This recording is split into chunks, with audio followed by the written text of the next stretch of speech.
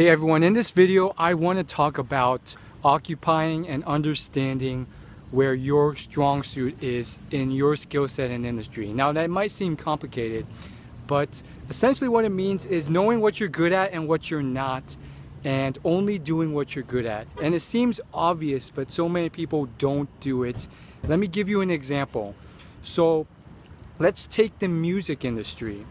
The music industry is one where you can be gifted in so many different things. You could be a great dancer and a great singer. You could be a great singer, a costume artist.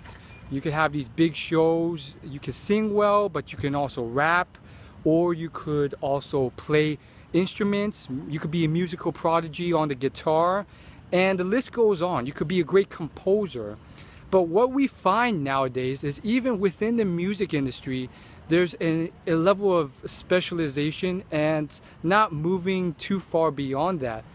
Let's take a look at just some of these modern pop sensations. Taylor Swift, she does not dance well, and she actually even makes fun of her dancing.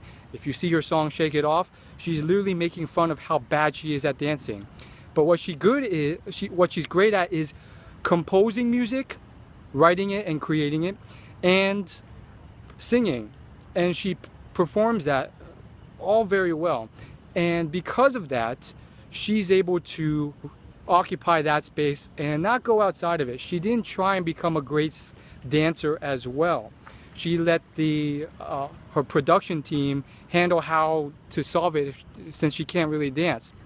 And she's really good at knowing her field. And if you look at her lyrics of her songs, she's really good at making really good stories with her music and actually depicting a whole scene. Let's take a look at a few other big singers. One Direction. Recently, they had a huge appearance on James Corden, the talk show host, talk show, and guess what happened? They admitted that they could not dance at all. And that's also very interesting. Just another example of how they couldn't dance. And if you don't believe me, you can watch James Corden Carpool Karaoke with One Direction, and they admit it.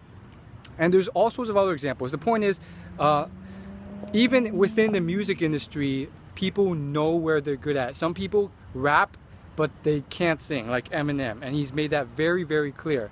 Then there's people like Pharrell Williams, who's great at production and the behind-the-scenes creation of the music.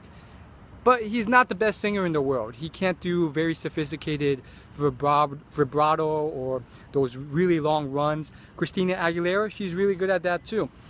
So I find that very interesting. Now, I'm not saying this is a complete rule that always must be followed. It's simply a guideline that I've seen.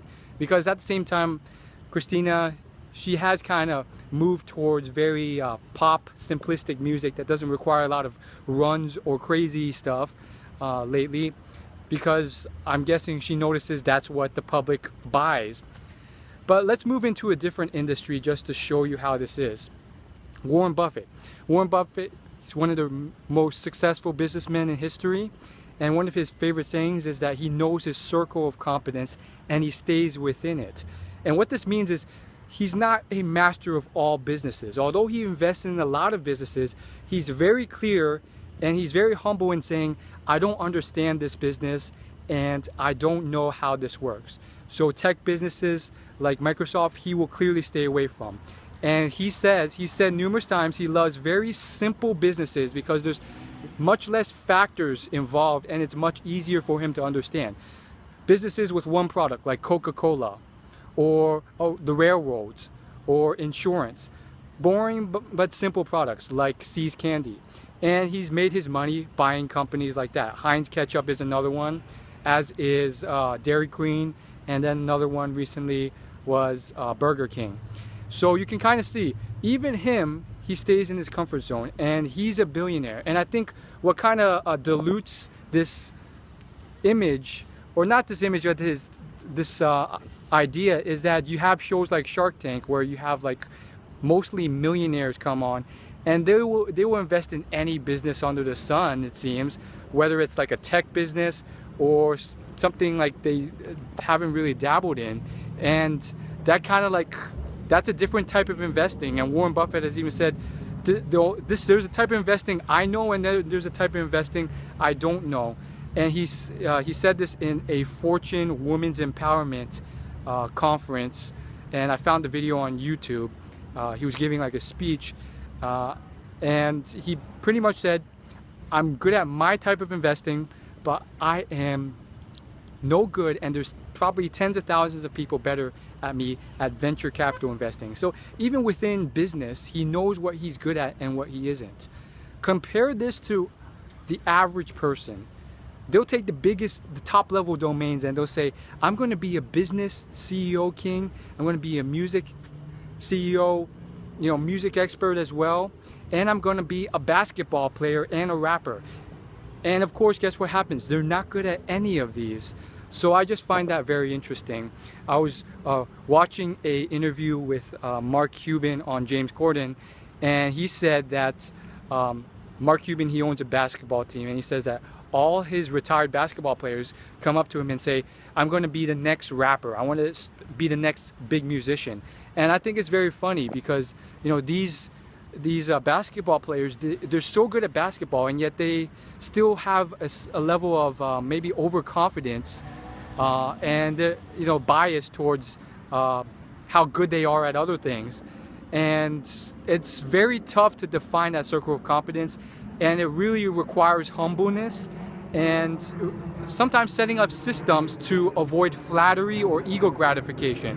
When everyone's telling you, oh, you're so good at everything, you get overconfident, and then you get into something that you're not good at and you fail. So I just find that very fascinating, and I'm sure there's many other celebrities, musicians, and industries where this is taking effect.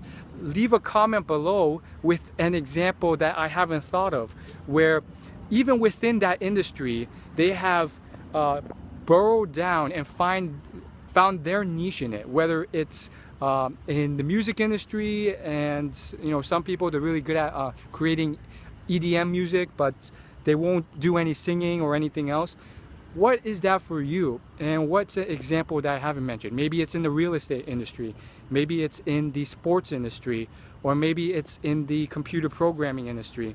And I think that's very important, because I think most people try and do everything rather than form teams and getting their team to help them on the spots they're weakest at, because we just don't have enough time and talent and dedication and brain power to be the best in the world at everything. Thanks for watching. I'll see you guys later.